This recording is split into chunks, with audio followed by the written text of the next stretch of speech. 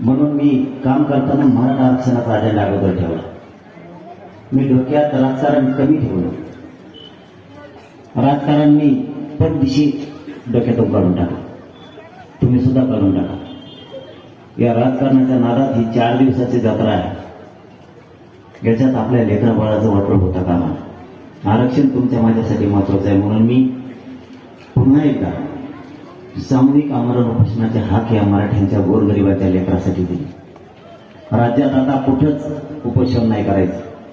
सगळ्यांनी एकाच ठिकाणी एकाच जागेवरती आंतरवाली येऊन करायचं. घराघरातल्या मराठ्यांनी आंतरवालीकडे इज्जतदारी डिक्लेअर झाल्याच्या नंतर